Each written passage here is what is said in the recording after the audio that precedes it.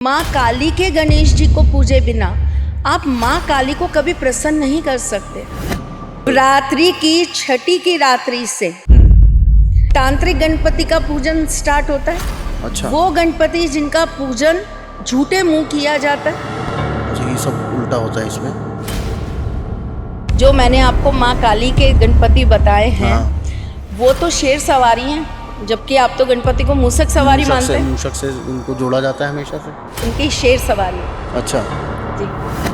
जो 9 दुर्गा हैं उनके 9 गणपति हैं और प्रत्येक माँ को पूजने के लिए आपको पहले गणपति जी को प्रसन्न करना जरूरी है भी है। अच्छा। गणपति रखने का अपना कल्चर क्यों, उसके पीछे एक साइंस भी है। अच्छा। वहाँ पर जो इतने गणपति लाकर रखे जाते हैं और उसके बाद जब उन्हें समुद्र में विसर्जन किया जाता है तो वो कहीं ना कहीं हेल्प करता है उन लहरों को कम करने में। अच्छा।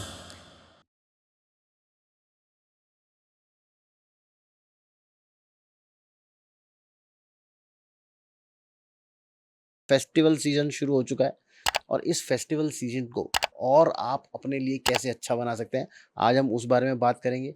क्या क्या होता है, क्या क्या नहीं होता है और क्या क्या होना चाहिए और क्या क्या नहीं होना चाहिए, सब कुछ बात करेंगे।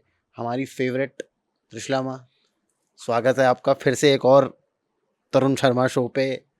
कैसे हैं आप? बहुत बढ़िया, जय श्री कृष्णा। आप कैसे हैं तरुण? मैं बहुत बढ़िया हूँ मैम, और होपफुली इस एपिसोड के बाद बहुत सारे लोगों के अगले आने वाले 5-6 महीने बहुत सही हो जाएंगे। क्योंकि त्योहारों का सीजन शुरू हो गया है। अब ये मार्च तक हमारे त्योहार रहने वाले हैं हिंदू धर्म के अकॉर्डिंग। तो मेरा सवाल ये है कि ऐसा क्या होता है, क्योंकि इस समय में जैसे ही आप सितंबर अक्टूबर लगने लगता है, आपको वातावरण में भी एक अलग एनर्जी फील होने लगती है। वाइब्स बदल जाती हैं। हर कोई आदमी ऐसा लगता है थोड़ा सा खुश है, थोड़ा सा ज्यादा उसको टेंशन कम है। ऐसा क्यों होता है? क्या और एक अलग सा एक्साइटमेंट चालू हो जाता है, कुछ एक नया होगा। होप, एक नई किरण हाँ। उसको नजर आती है। उसको लगता है ठीक है, जैसा भी गया पुराना साल, जो भी बीता बीत गया, हाँ। पर अब कुछ अच्छा होगा, कुछ बदलाव होगा, कुछ परिवर्तन होगा। तो ये एक उम्मीद, एक भरोसा भी प्रकृति देती है आपको। बिल्कुल। तो ये एनर्जीज चेंज क्यों होती हैं और कैसे होती हैं? क्या राज है इसका? देखिए तरुण, होता क्या है कि एनर्जीज ना 2 भागों में हम बांट देते हैं। जी। और अगर हम 2 भागों में बांट देते तो आप इसको इस समय समझिए कि एक रात है, एक दिन है, यानी कि एक पे सूर्य का आधिपत्य है, एक पे चंद्रमा का आधिपत्य है। जी। तो ये वाला जो समय है ये चंद्रमा प्रधान समय है। ओके। जो अब हमारे त्योहार चालू हो जाएंगे, जन्माष्टमी की रात्रि प्रधान है। अच्छा। फिर आ जाएंगे आपके गणेश जी जिनकी रात्रि प्रधान है, जी। क्योंकि लोग कहेंगे अरे नहीं, गणेश जी को तो दिन में भी पूजा जाता है। बिल्कुल। लेकिन गणेश जी का सीधा संबंध जो है वो देवी शक्ति के साथ है। कैसे? बहुत कम लोगों ने सुना होगा, लेकिन माँ काली के गणेश जी को पूजे बिना आप माँ काली को कभी प्रसन्न नहीं कर सकते। माँ काली अगर शक्ति हैं, माँ काली अगर आपको विद्या देने का काम करती हैं, आपको ज्ञान देने का काम करती हैं, आपको साहस देने का काम करती हैं, तो उनके गणेश जी आपको सही रास्ता देने का काम करते हैं। अच्छा। सही राह देने का काम करते हैं। तो अब जो समय चालू हो रहा है, जो 11 दिन के लिए गणपति आते हैं, जी। ये गणपति जो है ये नवरात्रों से पूर्व आते हैं। और नवरात्रों से पूर्व इसलिए आते हैं क्योंकि प्रत्येक माँ के एक गणपति हैं। अच्छा। जो 9 दुर्गा हैं उनके 9 गणपति हैं और प्रत्येक माँ को पूजने के लिए आपको पहले गणपति जी को प्रसन्न करना जरूरी है। पर ये तो हम लोग तो कोई करते नहीं ऐसा। क्योंकि लोगों को सही चीजें पता नहीं पता ही होती नहीं है, हैं। मुझे भी नहीं पता था, राइट। आज आपने बताया है। जैसे कि अगर हम बात करें, जो लोग नवरात्रों में या जो लोग दशहरे पे या दिवाली पर जो विशेष कोई पूजा करते हैं या साधना करते हैं, तो उन्हें तंत्र गणपति तो पूजने ही पड़ेंगे। हाँ, ये मुझे पता है कि नवरात्रि की छठी की रात्रि से हम्म। तांत्रिक गणपति का पूजन स्टार्ट होता है। अच्छा। वो गणपति जिनका पूजन झूठे मुंह किया जाता है। अच्छा, ये सब उल्टा होता है इसमें। बहुत शुद्ध सारी चीजें होती हैं। देखिए बहुत सारी चीजें हैं। अब इन्हीं 9 दिनों के अंदर 10 महाविद्याओं का पूजन किया जाता है। जी। तो 10 महाविद्याओं की जो देवी के जो गणपति हैं वो अलग अलग हैं, उनका विधान अलग अलग है। तो ये एक सिस्टम है ओके। बैलेंस करने का, क्योंकि आप शक्ति को पूज रहे हो तो उससे पहले आपको उस शक्ति को प्राप्त करने के लिए सही राह और सही व्यक्ति भी आपके साथ खड़ा होना चाहिए। एक तरीके से मैं कहूँ तो माँ काली के जो गणपति हैं वो आपके रक्षक गणपति भी हैं, क्योंकि आप अगर कुछ गलत कर भी दोगे तो तो वो वो आपकी आपकी रक्षा रक्षा करेंगे। तो मैम अभी जन्माष्टमी आने वाली है, ये बाद में बात करेंगे जब हम नवरात्रों के ऊपर बात करेंगे, नहीं तो हम फिर भटक हाँ, जाएंगे। नहीं लेकिन इसको मैं हाँ, कंप्लीट कंप्लीट कर कर देती दीजिए हूँ। आप। तो इसीलिए गणपति जी की पूजा बहुत जरूरी है। फिर गणपति जी की पूजा के बीच में ही राधा अष्टमी आ जाती है। अच्छा। राधा अष्टमी जब आती है तो एक विशेष तरह का 16 दिन का महालक्ष्मी का व्रत चालू हो जाता है। ओके। ये एक विशेष अनुष्ठान होता है, महाराष्ट्र में बहुत प्रचलित है, लेकिन वैसे देखा जाए तो ये सभी विवाहित स्त्रियों को, सुहागन स्त्रियों को करना चाहिए, क्योंकि माँ लक्ष्मी केवल आपको सौभाग्य नहीं देती, माँ लक्ष्मी आपको ऐश्वर्य भी देती है, आकर्षण भी देती है, सुंदरता भी देती है। माँ लक्ष्मी आपके घर में धन संपत्ति भी देती है, आपके घर के अंदर शांति भी देती है, प्रेम भी देती हैं, आपके दुश्मनों का अंत भी करती हैं, आपको विजय भी प्राप्त कराती हैं। बिल्कुल। और ये जो 16 दिन की पूजा है ना, ये है षोडशी की पूजा। ओके। माँ षोडशी की पूजा, जिनकी 3 अलग अलग अवस्था है। जो एक बाल अवस्था में बाला कहलाती हैं, षोडशी कहलाती हैं, और अगर हम उनके पूर्ण रूप को पूजें तो वो श्री हैं, यानी कि ललिता महा त्रिपुर सुंदरी। तो ये सारा कनेक्शन फिर जुड़ के वहाँ ये सारा यूनिवर्स से कनेक्शन एक के बाद एक के बाद एक चलता है, देवी से जुड़ जाता है जी। तो अब वापस आ जाए हम लोग, जन्माष्टमी आने वाली है। हाँ बिल्कुल, जन्माष्टमी से चालू करते हैं। और फिर इसके बाद आपका जैसे ही आपका ये खत्म होगा, नवरात्रि आपकी आ जाएंगी। पहले पितृ आते हैं जी। फिर पितरों के बाद में आपकी नवरात्रि आ शुरू जाती होगी। है। फिर नवरात्रि के बाद दशहरा आ जाता है, फिर आपकी शरद पूर्णिमा आ जाती है, बिल्कुल। फिर आपकी करवा चौथ आ जाती है, फिर आपकी हुई अष्टमी आ जाती है, फिर उसके बाद में आपकी दिवाली की 5 दिवसीय पूजा आ जाती है। बिल्कुल। तो ये एक पूरा सीजन टाइम चालू हो जाता है जी। यहाँ भी खत्म नहीं होता।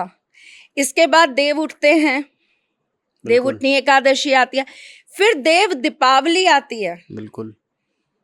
तो ये एक सिस्टम है जो क्रम से चलता है, क्रम से आपका जाके देव दीपावली पर ये क्रम जो है आपका एक स्टॉप लेता है, खत्म नहीं होता, एक स्टॉप लेता है। वो तो फिर अगले साल से फिर आपका जो अगले साल का सिस्टम चालू होता है वो चालू होता है आपका मकर संक्रांति से, जब आपके सूर्य प्रधान हो जाते हैं। अच्छा, ये अब तक चंद्र प्रधान चल रहा था सब कुछ, उसके बाद अब सूर्य प्रधान होगा। तो ये एक सिस्टम होता है।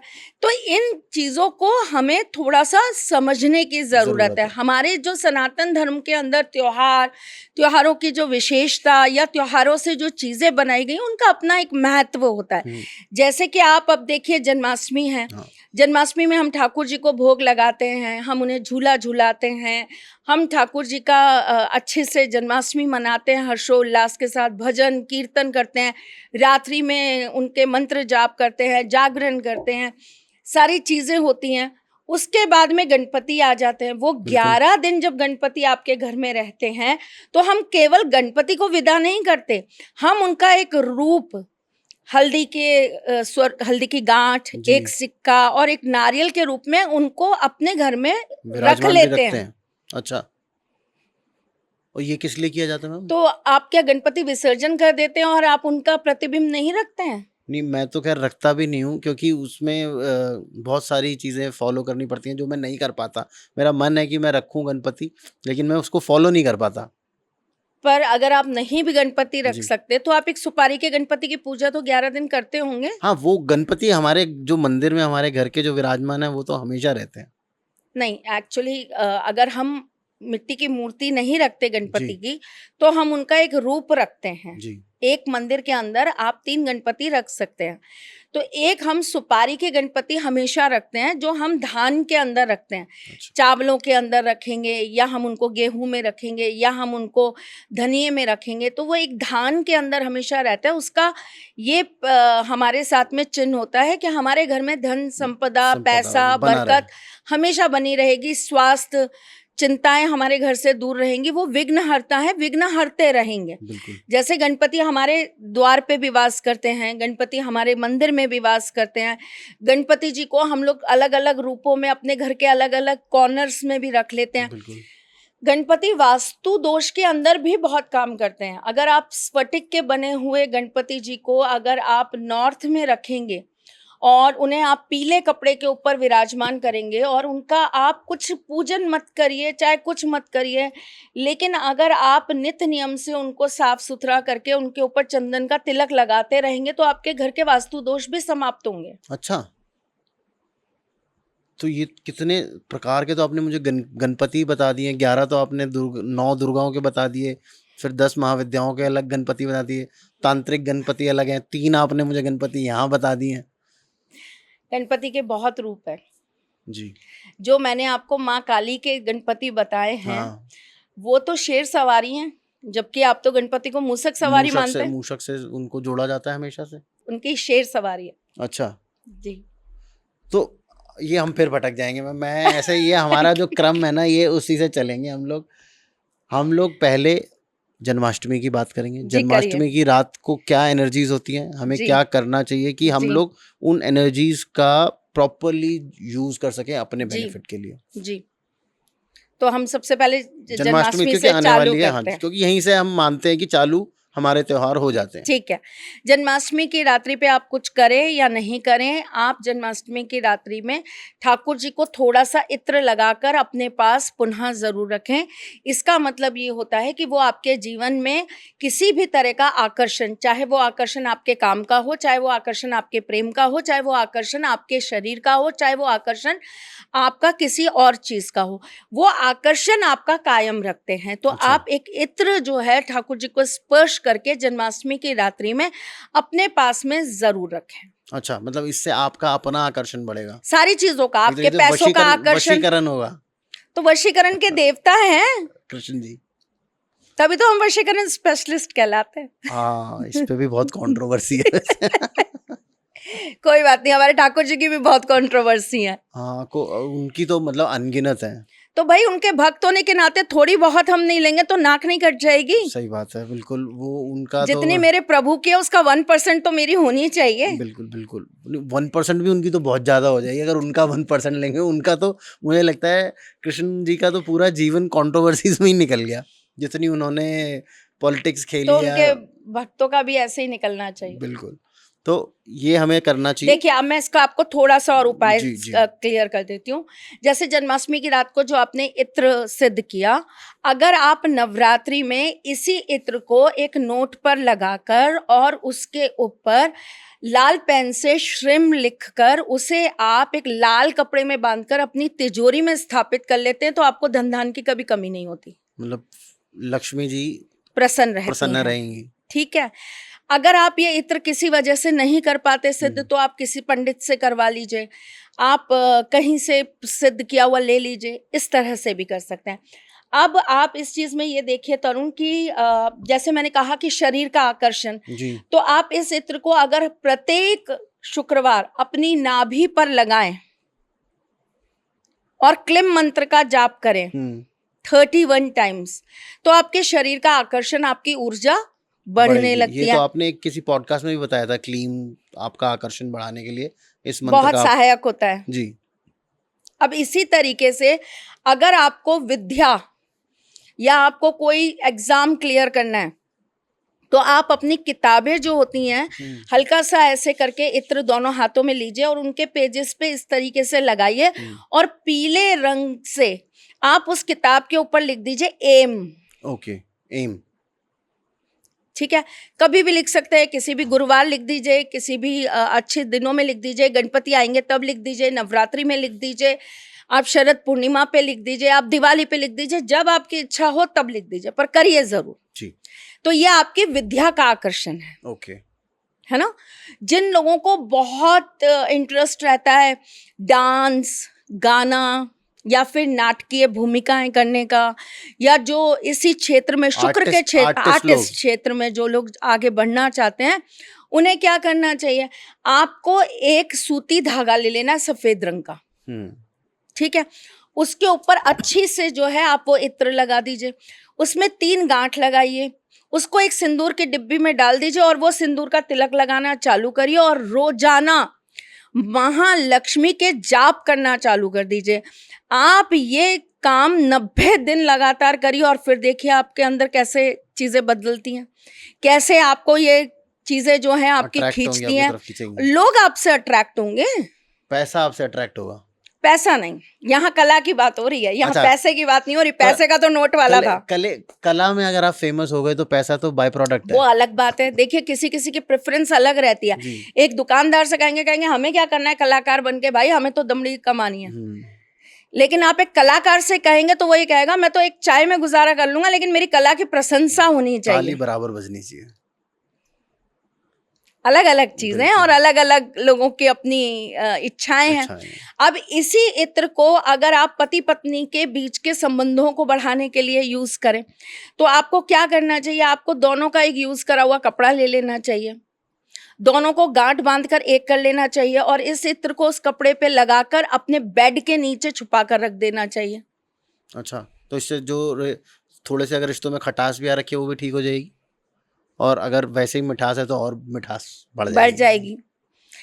इसी तरीके से अगर प्रेमी प्रेमिका हैं, उनको अपने रिश्ते में आकर्षण बढ़ाना है, एक दूसरे के लिए और ज्यादा आपको चाहिए डिवोशन आ जाए, एक दूसरे से और प्रेम बढ़ जाए, अगर आपको ये चाहिए तो आप इसी इत्र को एक पेपर पर लगाकर उसके ऊपर अपना नाम लाल पेन से दोनों का लिखकर इसके अंदर थोड़े से पीले चावल को पीला रंग से रंग लीजिए, इसके अंदर रख के उसे फोल्ड करके एक चांदी की डिब्बी में बंद करके अपने पास रख लीजिए।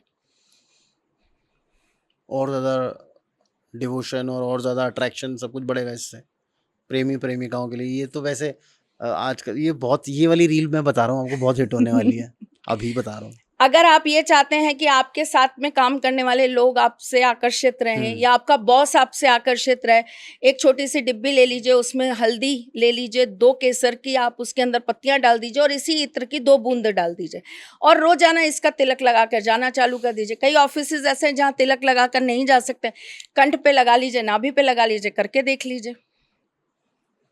मतलब इस जन्माष्टमी पे आप इतनी सारी चीजें अपनी ठीक कर सकते हो लाइफ की। बिल्कुल कर सकते हो, अगर आप थोड़ी सी मेहनत कर लो, थोड़ी सी मेहनत कर लो। तो इसके बाद क्या आएगा मैम? इसके बाद गणेश जी गणपति आएंगे 11 दिन के 11 लिए। दिन। मैम ये क्या चक्कर होता है कि कुछ लोग, मैंने सुना है महाराष्ट्र में वैसे गणपति सबसे ज्यादा मनाए जाते हैं, कुछ लोग 7 दिन के लिए रखते हैं, कुछ 5 दिन के लिए रखते हैं, कुछ सिर्फ 2 दिन के लिए ही लेके आते हैं, पर एक एग्जैक्ट असली में जो हमारे, अगर मैं उसमें देखूं तो कितने दिन के लिए रखने चाहिए गणपति? देखिए वैसे मैक्सिमम टाइम 11 दिन होता है जी, लेकिन ये आपकी फ्लेक्सिबिलिटी है। अच्छा, मतलब जितना आप अपने दिल से आप रखना 1.25 दिन से लेके और 11 दिन तक के बीच में रख सकते हैं। अच्छा ठीक है, मतलब लेकिन जैसे अब ऐसा है कि 6 दिन के लिए नहीं रख सकते। अच्छा, 6 दिन के लिए नहीं रखना चाहिए। हाँ, 8 दिन नहीं रख सकते, ओके, 10 दिन नहीं रख सकते। अच्छा, ये 3 महाराष्ट्र का थोड़ा सिस्टम अलग है, लेकिन अपने नॉर्थ का या हमारे राजस्थान का सिस्टम थोड़ा सा चेंज है। 6, 10 और 8 दिन नहीं रखना जाता। चाहिए। आप 1.25 दिन से लेके 1.25 दिन रख सकते हो, 1.5 दिन रख सकते हो, 2.25 दिन रख सकते हो, 2.5 दिन रख सकते हो, 3 दिन रख सकते हो। 3 दिन भी कई जगह अवॉइड माना जाता है तो वो 3.25 दिन रख लेते हैं। 4 दिन नहीं रखा जाते, हाँ, 5 दिन रख लेते हैं लोग, 7 दिन रख लेते हैं, 7.25 दिन रख लेते हैं, 9 दिन रख लेते हैं, 11 दिन फिर तो रख चलो ही लेते हैं। हम मान के चलते हैं कि हम 11 दिन रखेंगे, तो क्या 11 दिन का देखो अलग मेरी बात आप यहाँ पर ये समझो, इसका भी बहुत अलग अलग विधान है। अच्छा, जरूरी नहीं है कि आप वही मिट्टी के देखिए महाराष्ट्र में गणपति रखने का अपना कल्चर क्यों, उसके पीछे एक साइंस भी है। अच्छा, वहां पर जो इतने गणपति लाकर रखे जाते हैं और उसके बाद जब उन्हें समुद्र में विसर्जन किया जाता है तो वो कहीं ना कहीं हेल्प करता है उन लहरों को कम करने में। नीचे के सिस्टम को और ज्यादा मजबूत करने में। अच्छा। ये एक पूरा, अगर आप इसको साइंटिफिक वे से जानने की कोशिश करेंगे, किसी साइंटिस्ट को बुलाकर अगर आप इस पर बात करेंगे, तो वो आपको बताएगा कि ये सनातन का एक बहुत अच्छा क्रम है कि गणपति विसर्जन से लहरें में रोक। समुद्र की जो लहरें होती हैं या जो उसका उफान होता है वो कंट्रोल होता है। अच्छा, हम इसका मुझे मिट्टी कोई तो दे रहे हैं, हाँ वो तो है। और इतनी तादाद में मिट्टी, तो क्या होगा? ऑब्वियसली थोड़ा सा रुकावट हाँ, आएगी लहरों ऑफ को। Course, protection. अच्छा, ये रीजन मुझे, मतलब ये अलग रीजन है, मैंने आज तक मुझे नहीं आइडिया था इसके बारे में कोई भी। मुझे सिर्फ हमारे स्पिरिचुअल सनातन में कोई भी चीज बेवजह नहीं है, बेवजह नहीं है। कभी भी बेवजह नहीं है, उसका कहीं ना कहीं कोई ना कोई रीजन है। अच्छा, तभी है। ये मैम जो गणपति हमारे घर में लाने की जो परंपरा है, ये कोई बहुत ज्यादा वैसे पुरानी नहीं है। गणपति लाने की परंपरा कैसे हुई थी मैं आपको बताऊं, इसके पीछे एक कहानी है कि गणपति जी को बुलाया था कार्तिकेय जी ने। अच्छा। तो वो उनसे मिलने के लिए पृथ्वी पर आए थे, और वो 11 दिन उनके पास यहीं रहते पृथ्वी पर। तब से ये परंपरा आरंभ हुई है कि इस समय पे गणपति जी को अपने घर बुला के सकते हो। अंदर बुला के अपने घर में उन्हें स्थापित करना चाहिए। तो ये परंपरा तो वहां से स्टार्ट हुई। मुंबई की जो कहानी मैंने सुनी, मुझे पूरी नहीं पता है, तो इसलिए शायद मुंबई वाले ज्यादा अच्छा बता पाएंगे। मुंबई में ये कहानी ऐसे स्टार्ट हुई थी कि जो लाल बाग के राजा हैं, जी। वहां जो मछुआरे थे उनके ऊपर कोई केस हो गया था, अच्छा। और उन्होंने गणपति जी ये कह के रखे थे कि हमारी अब आप रक्षा करो इससे। अच्छा। और वो 11 दिन बाद उनकी वो चीज सॉर्ट आउट हुई थी। तो तब से ये लाल बाग के गणपति जी रखे जाते हैं। और सबसे फेम ऐसा कुछ कहानी है वहां की, जो मुझे वहां के लोकल लोगों ने एक सुनाई। कहानी मैंने और भी सुनी है कि जब अंग्रेजों का शासन था, तो तभी हिंदुस्तानियों को एक साथ मिलने के लिए रोका जाता था कि ये मिलेंगे तो आइडियाज शेयर हाँ करेंगे हाँ और हाँ हाँ हाँ, ये तभी की, एक ये 2-3 कहानियां अलग तभी पावर की। बन सकते हैं, तो मनाही थी। तो पर फेस्टिवल्स पे आप नहीं रोक सकते थे, तो इसीलिए इसलिए गणपति और नवरात्रि मनानी मनानी स्टार्ट गई। स्टार्ट करी गई कि लोग यस मिल सके और आपस में एक दूसरे से भारत को कैसे यस आजाद करा जाए, यस इस यस, बारे ये भी में एक रीजन था। रीजन है। यस बिल्कुल, ये भी एक रीजन था। तो क्या करना चाहिए मैम इन 11 दिनों में, देखिए, क्योंकि गणपति तो विघ्न हरता है, विघ्नहर्ता सारे है, सब कुछ मंगल हमारे करता है, मंगल करता मंगल है, मूर्ति है, सब कुछ है, मतलब ये रिद्धि सिद्धि लक्ष्मी सब शुभ इनके लाभ सब उन्हीं के पास है। श्री भी उनके बिना नहीं आती नहीं हैं, आती हैं। और श्री उनके बिना आती हैं तो विनाश का कारण बनती हैं। कहते हैं कि गणपति के बिना आई हुई लक्ष्मी जी आपके लिए अलक्ष्मी हैं। लक्ष्मी के 2 रूप है, एक शुभ लक्ष्मी, एक अशुभ लक्ष्मी। अच्छा। जो गणपति जी के बिना लक्ष्मी आती हैं वो अशुभ लक्ष्मी है, जो सरस्वती जी गणपति जी के साथ आती हैं वो शुभ लक्ष्मी है। अच्छा, तो इसमें इन 11 दिन में एक आम आदमी को क्या करना चाहिए कि हमारे घर में। एक धूम्रवर्ण गणपति है, उनके बारे में सुना है आपने? आप मुझे अभी ये आप मुझे 21वें गणपति जी के बारे में बता रहे हो। उन्हें बेसिकली उन्हें कहा जाता है कि वो सबसे ज्यादा आपको जो है ना रियल नॉलेज देने का काम करते हैं। अच्छा। हाँ, मतलब अगर मैं तंत्र के हिसाब से कहूँ तो गुप्त ज्ञान, और ओके। मैं अगर आपको अपने सनातन के हिसाब से कहूँ तो सत्य ज्ञान। अच्छा, मतलब जो आंखों के आगे आपका जो पर्दा है वो हटाने का यस काम करते हैं, यस ताकि आपको जो जैसी चीज है वो वैसी दिखाई दे, यस। रियलिटी दिखाई दे। तो इनका कैसे पूजन किया जाता है? इनका पूजन बहुत अलग तरीके से किया जाता है और बिना गुरु के सानिध्य के नहीं होता। अच्छा, ये भी मतलब इनके साथ भी ऐसी रिस्ट्रिक्शंस हैं? हाँ, इनको गुरु के साथ ही आप पूज सकते हो। ओके। तो अगर गणपति जी विघ्नहर्ता हैं और ये 11 दिन वो धरती के ऊपर ही होते हैं, तो हमें ऐसा क्या करना चाहिए त्रिशा जी कि हमारे लाइफ के सारे जो ऑब्स्टिकल्स हैं, जो हमारे ब्लॉकेजेस हैं, वो हटें?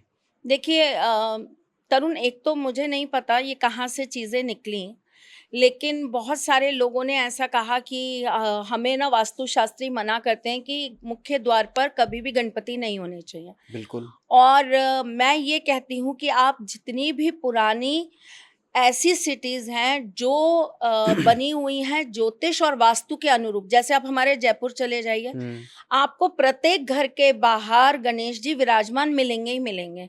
आप काशी चले जाइए, आप ऐसी किसी भी सिटी में जाइए जहां पर अध्यात्म का या सनातन का बहुत जबरदस्त प्रबल ज्ञान है, वहां पर किसी भी मंदिर के बाहर बिना गणेश जी के वो मंदिर का निर्माण नहीं होगा। अच्छा, मंदिर के मुख्य द्वार पर भी गणपति आपको मिलेंगे, तभी वो मंदिर पूर्ण होगा, वरना वो पूर्ण नहीं माना जाएगा। पर मंदिर और घर में तो फर्क है ना। मंदिर में तो चलो, जैसे मैंने अभी किसी के साथ एक पॉडकास्ट किया था, उनसे भी मैंने ये सवाल पूछा था, वो वास्तुशास्त्री ही थे, तो उनसे मैंने सवाल पूछा था कि भाई गणपति को घर के बाहर रखना चाहिए या नहीं रखना चाहिए द्वारपाल के रूप में। तो उन्होंने बोला कि जब वो द्वारपाल बने थे तो वो आम इंसानों के द्वारपाल नहीं थे, वो महाशक्ति पार्वती के द्वारपाल बने थे, अपनी माँ की रक्षा के लिए खड़े हुए थे, ना कि उनको आपसे कोई लेना या देना है। तो इसके लिए हमें नहीं रखने चाहिए, वो एक तरीके से उनका अनादर हो जाएगा। अच्छा, फिर तो हमें ठाकुर जी भी नहीं रखने चाहिए, वो तो राधा रानी के थे, रुक्मणी के थे। फिर तो हमें उन्हें राखी भी नहीं बांधनी चाहिए, वो तो सुभद्रा के थे, हम सुभद्रा जी के पैरों के कणों के धूल के बराबर भी नहीं है। ये भी लॉजिक है। फिर तो हमें शिव जी भी नहीं पूजने चाहिए, उन पे अधिकार तो शिव केवल माँ पार्वती का और नंदी जी का ही है जी। फिर तो हमें इस तरीके से किसी भी रूप में गणपति नहीं पूजने चाहिए। फिर तो हमें पंचमुखी हनुमान जी की पूजा नहीं करनी चाहिए, क्योंकि वो इतने तीव्र है कि उनका पूजन करना हम जैसे तुच्छ लोगों के तो उसमें है ही नहीं। भगवान तेरा मेरा नहीं बांटते, भगवान किसी के नहीं है, भगवान सबके हैं। प्रकृति के कण कण के हैं, सूक्ष्म जीव जंतु के हैं। वो रक्षक माँ पार्वती के एक कहानी के रूप में आपको जब पता लगा, तो वो एक कहीं ना कहीं सिंबल है कि वो जिस तरीके से अपनी माँ की रक्षा करते हैं, उस तरीके से वो हमारी भी रक्षा करते हैं। प्रभु एक विश्वास है, जिस विश्वास पर इंसान एक आशा, एक अपनी नई उम्मीद लेकर चलता है। वो हाथ है जिसे थाम कर वो इस भवसागर से पार होता है। फिर इस तरह तो किसी ने नहीं देखा कि मरने के बाद मोक्ष मिलता है और हम वैकुंठ चले जाते हैं। वो तो मरने के बाद ही तो पता वैकुंठ चलेगा। जाना हमारी तो औकात से बहुत बाहर है।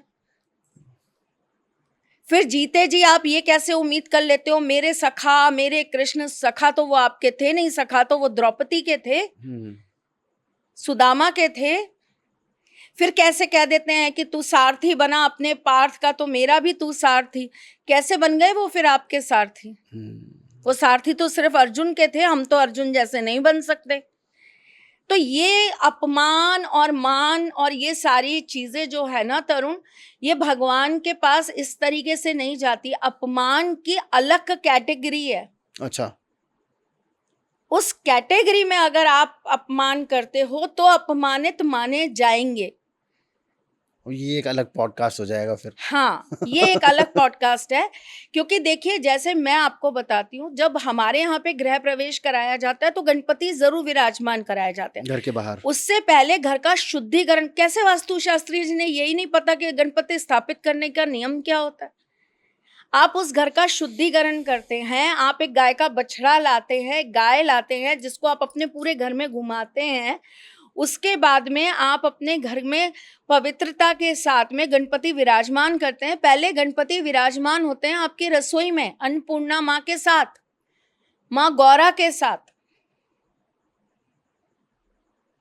काफी लंबा प्रोसेस है। बहुत लंबा प्रोसेस है। मुझे नहीं लगता कि आजकल हम ये सब प्रोसेसेस फॉलो भी करते हैं।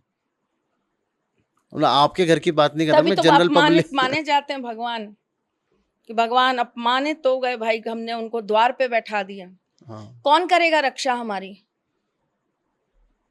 तो वो आप बताओ, अगर कोई इंसान एक भरे जंगल, आप मेरे सवाल का जवाब दो, अगर आप किसी दिन भरे जंगल के अंदर खड़े हो गए और आपको यह एहसास हो रहा है कि you have some negative energy around you, आप क्या वहां पे खड़े होकर उस अवस्था में, जिस भी अवस्था में आप हो, आप नहाए हुए हो नहीं नहाए हुए हो, आप पवित्र हो नहीं पवित्र हो, आपने खाना खाया है आप नहीं खाए हो, वॉट एवर इट इज, क्या आप वहां पे खड़े होकर हनुमान जी को नहीं पुकारोगे अपनी रक्षा के लिए? तो क्या वो रक्षा के लिए नहीं आएंगे? वो अपमान हो जाएगा उनका। बिल्कुल आएंगे, तो आना तो चाहिए। फिर द्वारपाल गणपति जो हैं वो हमारी रक्षा, हमने उनको बैठाया ही द्वारपाल के रूप में। अच्छा, उनका पूजन द्वारपाल के रूप में ही किया जाता है। ये भी बोला जाता है ना मैम कि गणेश जी की पीठ के अंदर वो बचती है दरिद्रता। तो अगर पीठ आपके घर की तरफ होती है तो आपके घर में दरिद्रता आती है, ये मैंने सुना है एक आधे तो वीडियोस में। उसके लिए क्या होता है कि आप 2 गणपति जी की मूर्ति एक साथ लगाते हो। अच्छा, आगे पीछे। अब हमारे यहाँ तो जैसे मैं आपको बताऊँ, जो घर हमारे यहाँ टिपिकल जो हवेलियाँ जो घर बनते हैं, उनके अंदर तो क्या होता है कि बीच का आला ही काट दिया जाता है, तो आधे गणपति का मुख इधर हो जाता है अच्छा, आधे का उधर हो और जाए। उसी हिसाब से वो जगह जो है भर दी जाती है। ओके, फिर हम फिर से इधर उधर हो जाएंगे। 11 दिन में क्या करना चाहिए? तो सबसे पहले आपको अपने घर का शुद्धिकरण करना एक तो चाहिए। आपके साथ जब मैं पॉडकास्ट करता हूँ ना, भटकता बहुत हूँ, कहानियां इतनी हम लोग सुन लेते भटकता हैं। बहुत हूँ। हाँ, नहीं तो टॉपिक से इधर उधर हो जाते हैं हम, क्योंकि आप किसी भी एक चीज को पकड़ के उसके ऊपर एक अलग कहानी मुझे सुना देते हो। कहानी नहीं सुनाती हूँ तरुण, मेरे पास ना सब चीजों का एक्चुअली लॉजिकल आंसर है, ज्ञान आपके पास है ना। तो मैं आपको सिर्फ उसका आंसर देती हूँ कि भाई आप अगर ये चीज कह रहे हो तो फिर ये चीज भी देखो ना। बिल्कुल। आपने अगर द्वार पे गणपति बैठाए हैं तो द्वार पे गणपति बैठाने का एक नियम होता है, आपको उनकी पूजा करनी पड़ती है टाइम टू टाइम, आपको उनको धूप बत्ती दिखानी पड़ती है, आपको अपने घर के बाहर एक तोरण लगानी पड़ती है, जिसे हम क्या बोलते हो आप लोग आजकल, तोरण को क्या बोलते हैं, बांदरवार। अच्छा, मुझे तो तोरण नहीं पता था। हाँ, मुझे भी तोरण है, तभी मेरे को याद करने में टाइम लगा, वो बांदरवाल लगानी पड़ती है। इसी तरह कहते हैं कि हर पूर्णिमा को आप अपने घर के मुख्य द्वार पे जो है आम के पत्तों की बांदरवाल लगाइए, या आप अपने घर के अशोक के पत्तों की बांदरवाल लगाइए। इसीलिए घर का जो मुख्य द्वार है उसे गोबर से लीपने की बात कही जाती है। इसीलिए घर के मुख्य द्वार को कहा जाता है कि उसको आप अच्छे से साफ करिए। सुबह उठ के जो है आप उसको अच्छे से धो के वहाँ पर आप एक जो है जो पायदान रख रहे हैं या जो भी चीज़ें रख रहे हैं, उसके नीचे आप थोड़ा-सा नमक और राई रख दीजिए। फिर दिन के बाद जब 2 बजे या 3 बजे के बाद जब शाम ढलने लगती है, तो आप झाड़ू लगा के उसको हटा दीजिए। अब लेडीज़ के पास इतना समय ही कहाँ है? सही बात है। किचन में ब्रेकफास्ट लंच ही बनाते हैं, वही बहुत बड़ी बात है। अब घर के मुख्य द्वार पे इसीलिए कहा जाता है कि नज़र पोटली रखिए, इसीलिए कहा जाता है कि घर के मुख्य द्वार के ऊपर नज़र ना लगे, उसके लिए आप घोड़े की नाल हमेशा लगा के रखिए। तो ये सारी चीज़ें जो है, स्वास्तिक लगाया जाता है, शुभ लाभ लिखा जाता है, दिवाली पे अपन हाँ, लगाते हैं ना बिल्कुल शुभ हाँ। लाभ, स्वास्तिक बनाया जाता है। आप पुराने घरों में जाकर देखो, वो परमानेंट साल में परमानेंटली जब बना हुआ है। पेंट होती हैं तो बाहर लिख जाता है शुभ, इधर लाभ, रंगोली, वो पेंट से रंगोली बन जाती है चारों तरफ। घर के मुख्य द्वार पे इसीलिए कहते हैं कि हमेशा जो है रंगोली बनाकर रखिए, क्योंकि भगवान जो है द्वारपाल के रूप में आपके घर के बाहर खड़े हैं, तो उनका वहां पर स्वागत रहना चाहिए। इसीलिए कहा जाता है कि घर के अब तो ये देखिए सिस्टम ही चेंज हो गया, तो आप इस सिस्टम पे तो कुछ भी कह लीजिए। सही बात है। जब ये बातें या ये चीजें होती थी तब हम ऐसे बैठ के पॉडकास्ट में लोगों को ज्ञान नहीं दे रहे होते थे, घर घर में ये ज्ञान उपलब्ध था, ऑटोमेटिकली उपलब्ध था। तो आप ये समझिए कि इसीलिए कहा जाता था कि घर का जो मुख्य द्वार होता है वहां पे तुलसी जरूर होनी चाहिए। हाँ, बिल्कुल, वरांडे के बीचों बीच तुलसी क्यों? होती है। क्योंकि आप सुबह शाम तुलसी जी पे दीपक लगाएंगे तो रक्षक गणपति आपकी वैसे ही रक्षा करते रहेंगे। ये सारे नियम कायदे जो होते थे ना, वो इसीलिए होते थे। इनके सबके पीछे कुछ ना कुछ एक रीजन हाँ। है। पर फिर वही हम फिर से इधर उधर हो गए। 11 दिन क्या करना 11 दिन क्या करना चाहिए कि हमारे लाइफ के जो ऑब्स्टिकल्स हैं वो हट जाए। देखिए, पहली चीज तो ये कि आप अगर मिट्टी के गणपति नहीं रख पा रहे हैं तो आप सुपारी के गणपति रखिए, और एक कटोरी के अंदर आप चावल या फिर धान भर के, बाजरा भर सकते हैं, चावल भर सकते हैं, आप धान भर के उनके ऊपर गणपति जी को विराजमान करिए सुपारी के रूप में, और उनके ऊपर आप जो है मोली से अच्छे से उनको बांध दीजिए।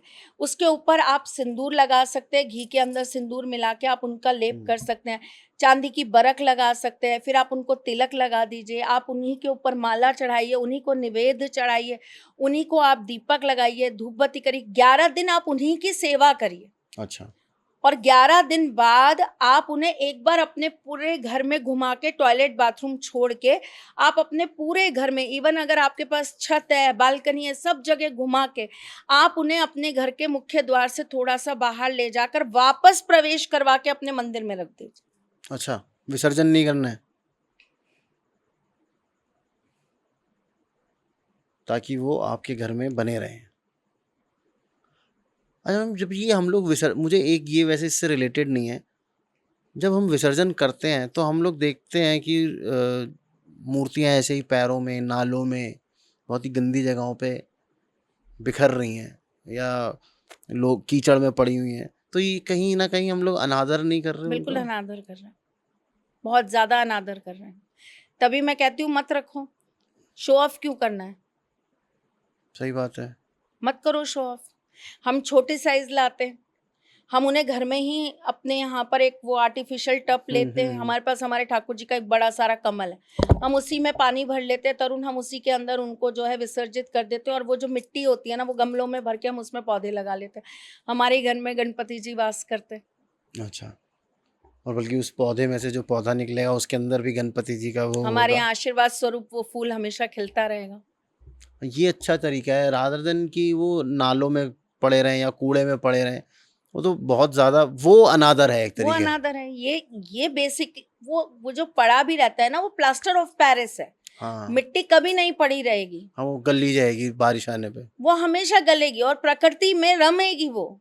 तो आप भी यही कर लीजिए, आप उसे प्रकृति में रमाइए ना, प्लास्टर ऑफ पेरिस लाइए मत, क्योंकि वो कभी डिस्पोज नहीं होता। एक मैंने देखा था 3-4 साल पहले की बात है, उन्होंने चॉकलेट के गणपति बनाए थे, और फिर वो चॉकलेट गणपति जो है उन्होंने दूध में विसर्जित करके और वो दूध गरीब बच्चों को बांट दिया। वाह, वो भी बहुत अच्छी बात है। ये भी बहुत अच्छी चीज, ये भी बहुत अच्छी चीज है। तो भाई एक तो सबसे पहले अगर आप गणपति लेके आ रहे हो इको तो प्लीज फ्रेंडली लाओ। इको फ्रेंडली लाओ, या कोई अगर ऐसे आप चॉकलेट का बना सकते हो तो चॉकलेट का बनाओ, नहीं तो मिट्टी का बनाओ जो पानी के अंदर ना घुल जाए। और उसको उस मिट्टी के अंदर ही आप नॉर्मल और मिट्टी लाके खाद वाद डाल के आप उसमें पौधे उगाओ ना। पौधे उगाओ। प्रकृति में एक नया वातावरण आप जागृत करो, एक नए जन्म की उत्पत्ति करो। और एक्चुअली मेरे ख्याल से इस पूरे प्रोसेस का मतलब ही ये है कि एग्जैक्टली यही है तरुण, पूरा साइकिल एक जन्म की तरह के पूरी साइकिल पूरी करनी है। हाँ, तो और क्या करना चाहिए मैम? इसमें एक चीज और भी करी जाती है, एक पीले रंग का धागा रखा जाता है और प्रत्येक दिन उसमें एक एक गांठ लगाई जाती है गणपति जी के मंत्र बोल के। और फिर उसे 11वें दिन यानी कि अनंत चतुर्दशी वाले दिन उसे जो है हाथ में पहन लिया जाता है। वो एक तरीके से रक्षा सूत्र भी। कई कई जगह अलग होता है, जैसे हमारे राजस्थान में थोड़ा सा अलग होता है, आप यूपी में देखेंगे तो कुछ स्टाइल अलग है करने का। तो सब जगह की अपनी अलग अलग डिफरेंट वो हो सकता है। साउथ में कुछ अलग होता हो, मुझे नॉलेज नहीं है वहाँ की, या कहीं और होता हो। जो हम जानते हैं, जो हमें सिखाया गया, मैं वो बता रही हूँ। अपना बता रही हूँ। अब आप अपने ट्रेंड को फॉलो करिए जो आपके घर की प्रथा है, और अगर नहीं पता है तो आप हमारा कर लीजिए। अच्छा मैम, एक चीज और बताइएगा, जैसे गणेश जी को ना तंत्र से भी बहुत जोड़ा गया है। हाँ, तांत्रिक गणपति है ना। तांत्रिक गणपति हैं। और क्या हम लोग इन 11 दिनों में ऐसी भी कुछ रेमेडीज कर सकती हैं कि अगर हमारे घर पे किसी ने कुछ नेगेटिव एनर्जी ऐसी करी हुई है, कुछ ऊपरी किया हुआ है या कुछ तंत्र किया हुआ है, तो क्या इन 11 दिनों में हम कुछ ऐसा कर सकते हैं कि भाई उसका इफेक्ट कम हो या वो पूरी तरीके से हटे? बिल्कुल क्या बिल्कुल करना कर चाहिए? सकते हैं। देखिए, तंत्र या नेगेटिविटी हटाना ये हर किसी के बस का काम तो नहीं है। हाँ, पर अगर कोई छोटी मोटी चीजें आपको लग रही है, नजर लग रहा है, या आपको लग रहा है कि छोटी मोटी कोई प्रॉब्लम है, तो आप बहुत छोटा सा सरल सा उपाय करिए। 11 लौंग की माला बनाइए। ओके, और 11 पान के पत्ते ले लीजिए। ठीक है ना। आप 11 लौंग एक साथ में एक लाल धागे में, मोली में, कलावे में लगा के और आप गणपति जी को अर्पित करिए, चढ़ा दीजिए। जब आप गणपति जी को विसर्जन करेंगे या नहीं भी करेंगे, आपके घर में रहेंगे, तो 11वें दिन आप उस लौंग को लीजिए और 11 पत्ते जो आपके हैं वो आप पान के लीजिए। अगर हो सके तो रोज एक एक पान का पत्ता चढ़ाइए और उसको इकट्ठा कर लीजिए। ठीक है।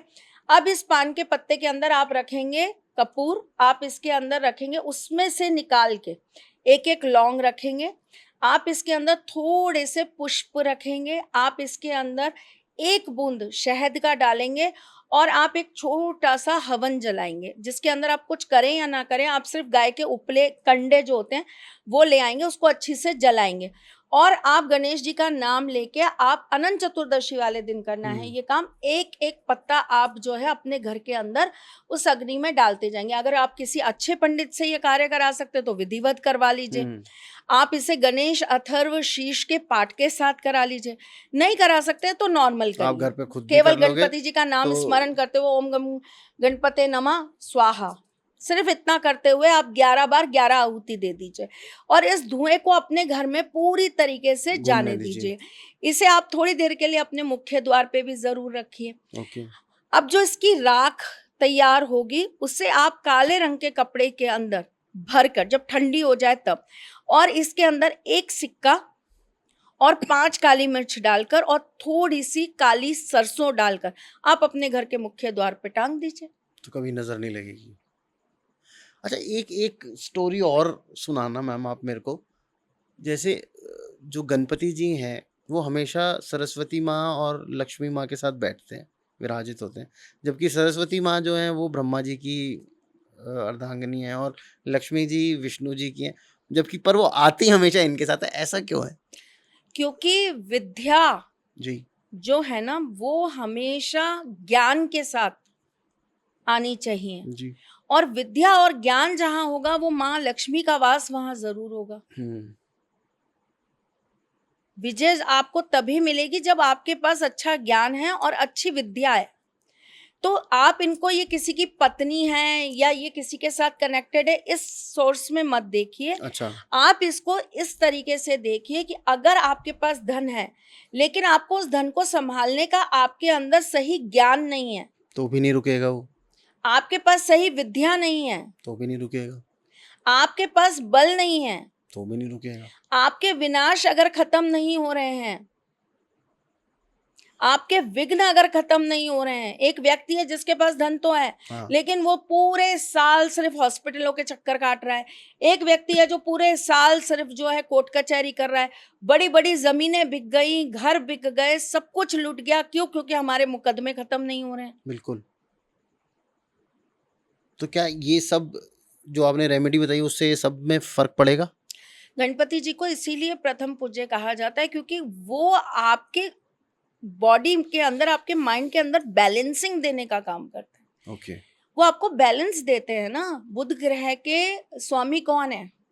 गणेश जी। गणपति जी। गणेश जी 5 नंबर वाले। क्यों कहते हैं इनको स्टेबिलिटी? क्यों कहते हैं सब न्यूमरोलॉजी के अंदर कि अगर आपके नंबर में 5 नंबर है तो you have a stability in your life. मेरा भी 5 है। क्यों? किस चीज की स्टेबिलिटी? क्या सब लोगों के पास स्टेबिलिटी है? नहीं। स्टेबिलिटी के लिए भी आपको जरूरत पड़ेगी धन की। बिल्कुल। आपको जरूरत पड़ेगी सही मार्गदर्शन की। आपको जरूरत पड़ेगी सही विद्या की, नॉलेज की। आज आप मेरे साथ पॉडकास्ट कर रहे हो, ठीक है। अगर आपको इन चीजों के बारे में ज्ञान ही नहीं है, आपके पास विद्या ही नहीं है इस बात की, आप मुझसे सवाल क्या पूछोगे? आप तो यही करते रहोगे तो हूं मैं कौन सा व्यूअर आपको पसंद कर लेगा? सही बात है। धन की 2 तरह की अपनी प्रवृत्ति है, एक शुभ एक अशुभ। शुभ धन कभी खत्म नहीं होता तरुण, और अशुभ धन कभी टिकता नहीं। वो आप कभी, मुझे नहीं पता आपके साथ ऐसा नहीं, जुआ और ये सब चीजें तो बहुत अलग बात हो गई, बहुत अलग ही फैक्टर पे हम बात कर रहे हैं। मैं तो नॉर्मल धन के अंदर भी बात करूं, जो कभी जुआ नहीं खेलता, मैं उसकी भी बात कर रही हूँ। अच्छा, आप कुछ पूछने वाले थे? मैं आपसे ये पूछने वाली थी तरुण कि मुझे एक सिंपल सी एक बात बताइए, आपके साथ कभी ऐसा कुछ हुआ है कि किसी ने आपको कभी कुछ पैसे दिए हो, चाहे 50 रुपए ही दिए हो, आपके किसी रिलेटिव ने या जानकार ने, और उसके बाद अचानक से आपके पास पैसे आना रुक गया, या आपको ऐसा लग रहा हो यार बड़ा हार्ट टाइट हो रहा है, पैसे ही नहीं आ रहे, या अजीब सा कुछ हो गया है, क्या हो गया, काम सही चल रहा था, अचानक से कुछ स्टॉपेज सा आ गया? ये मेरे साथ तो नहीं हुआ, पर थोड़े दिन पहले मेरी मम्मी जो है उनकी एक फ्रेंड के साथ ज़रूर हुआ है ये। उनको घर के ही आसपास के कोई व्यक्ति थे, वो गाड़ी में आए और उनके हाथ में एक सिक्का रख के चले गए, और वो लेडी ने रख भी लिया अपने पास। और फिर उस दिन वो बता रही थी उन मम्मी मदर को कि जब से वो हुआ है, आदमी को फिर बाद में ध्यान आता है कि यार ऐसा हुआ था, उसके बाद से ऐसा होना शुरू हो गया, तो उनका बिजनेस ऑलमोस्ट मतलब बहुत ढीला हो गया है। ये तो चलो उन्होंने इंटेंशनली अपना कुछ उतारने के लिए उनका किया होगा कि उनकी जो है धन हाँ। ताकत जो है वो उनको मिल जाए और उनका कर्जा उनको मिल जाए, वो एक्सचेंज ऑफ एनर्जी कहते हैं इसको। अच्छा। हाँ, तभी कहते हैं कि भाई किसी से इस तरीके से मत लो कुछ भी, इसीलिए मना करते हैं। नहीं, इसीलिए पैसे देने और पैसे लेने के बड़े नियम हैं। इसके क्या नियम है? बड़े नियम हैं। पैसा कभी उल्टे हाथ से कभी मत लो किसी से। अच्छा, सीधे हाथ पैसा से लो। लेना है तो हमेशा सीधे हाथ से लो। हाँ। सामने वाले से भी कहो भैया सीधे हाथ से दे। कई लोगों ने आपने कई लोगों को देखा होगा, वो शगुन भी पकड़ाएंगे उल्टे हाथ से पकड़ाएंगे। भैया मत ही दो, आशीर्वाद दे दो, लेकिन आप देना है तो सीधे हाथ से दो, चाहे 1 रुपया ही क्यों नहीं दे रहे। अच्छा। उल्टे हाथ से दिया हुआ धन कभी बरकत नहीं देता। और मैंने एक और भी सुना था कि वो ऐसे ऐसे नहीं गिनने चाहिए नोट, वो नोट ऐसे ऐसे गिनने चाहिए अपनी तरफ करके। ना ऐसा कुछ मैंने सुना है। ना ना ऐसा कुछ नहीं। एक कायदा होता है, मतलब लोग ये कहते हैं कि सुबह के समय पैसा नहीं देना चाहिए, रात को हाँ। पैसा नहीं देना चाहिए, पैसा हमेशा तड़के दोपहरी में देना चाहिए। अच्छा, मैंने ये तो सुना है मेरा तो है ये नियम। कि उधार। मुझे दुनिया में कोई कुछ भी कहता रहे, मैं 12:30 बजे से पेमेंट पहले करती नहीं किसी को। ट्यूसडे के दिन अगर आपका उधार के आपके ऊपर उधार चढ़ा हुआ है तो ट्यूसडे के दिन अगर आप उतारोगे तो ट्यूसडे जल्दी को उतर या जाएगा। थर्सडे को दो। ये तो मैंने सुना हुआ है, इसकी तो मुझे नॉलेज है। अगर आपके ऊपर कर्जा बहुत है तो फिर आप कुछ सिक्के ले लो, अपने सर से 7 बार घुमा के शनिवार को आप जो है पीपल के पेड़ के नीचे रखाओ तो कर्जा धीरे धीरे करके खत्म हो जाता है। अच्छा। कर्जे के ऊपर घी की बनी हुई बत्ती रखकर आप पीपल के पेड़ के नीचे 7 सिक्कों के ऊपर ऐसे 7 दिए बनाकर पीपल के पेड़ के नीचे रखाओ तो आपको धन प्राप्ति के योग खुलते हैं, अकस्मात नए व्यवसाय के योग खुलते हैं, व्यवसाय के बढ़ने के योग खुलते हैं और कर्जा मुक्ति के योग खुलते हैं। अच्छा, तो ये रेमेडी प्लीज जरूर ट्राई कीजिएगा और हमें बताइएगा कि आपका कर्जा उतरा या नहीं उतरा। नहीं, बहुत लोगों का उतरा है। मैंने एक बार बहुत पहले आज से 12-13 साल पहले ये वाली रेमेडी मैंने अपने यूट्यूब पे शेयर की थी। अच्छा। शायद किसी लाइव में की थी और मुझे उसके बाद इतने मैसेजेस आए हैं, तरुण माँ पता नहीं क्या हुआ, अचानक से काम चलने लगा, माँ बड़ा अच्छा लग रहा है, माँ बहुत अच्छा हो रहा है। फिर मैं भी कहीं भूल गई थी या ये कह लो कि कभी वो रिपीट नहीं हुई। आज अचानक से याद आ गई तो फिर बता रही हूँ। 12 साल बाद याद आई है रेमेडी, ट्राई करके देखना। तो गणपति के बाद क्या होता है मैम? गणपति के 1-2 और उपाय हाँ, बता बिल्कुल, देती हूँ। गणपति जी जब तक घर के अंदर रहते हैं, रोजाना आपको अपने घर में दूर्वा से हल्दी का पानी बनाकर और आपको पूरे घर के अंदर जो है उसका छिड़काव जरूर करना चाहिए। गणपति जी को आपको हल्दी का स्नान जरूर कराना चाहिए। गणपति जी को सिंदूर का स्नान जरूर कराना चाहिए, उन्हें सिंदूर अति प्रिय है। गणपति जी को आपको मोदक जो है जरूर भोग में लगाना चाहिए। पान उन्हें जरूर आपको भोग में लगाना चाहिए। ये छोटी छोटी चीजें जो है वो जरूर करिए।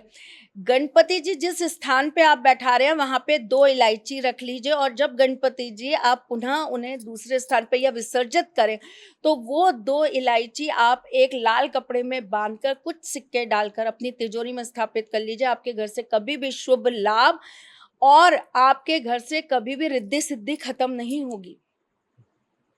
सिर्फ 2 इलायची से? सिर्फ 2 इलायची। अरे 2 इलायची के तो मैं आपको पूरा पॉडकास्ट बना सकती हूँ, 1 लाख उपाय बता सकती हूँ। अच्छा, इलायची के? सिर्फ इलायची को सिर्फ वैसे भी लौंग वीनस से कनेक्ट किया जाता है इलायची को वैसे भी? नहीं, उसे बुध से भी कनेक्ट किया जाता है। अच्छा।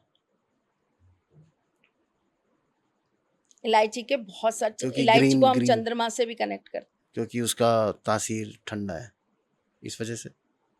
चलिए एनीवेज, तो और कोई उपाय मैम इस 11 दिन में जो हम कर सकते हैं? लोबान जरूर अपने घर में जलाइए। ओके।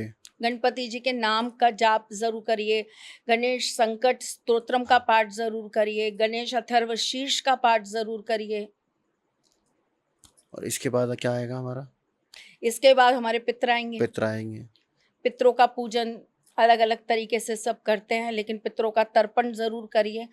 आपको अगर नहीं पता कि आपके पितरों की तिथि क्या है तो आप एक अमावस पे ही करिए, पर करिए जरूर। अमावस में सारे सब आ जाते हैं। हाँ, जो सब आ जाते हैं जिनको नहीं जानते पितरों को चंदन का तिलक जरूर रोजाना लगाइए। आपके घर में फोटोएं होती हैं अपने पितरों की, हाँ। आप उनके तिलक जरूर लगाइए।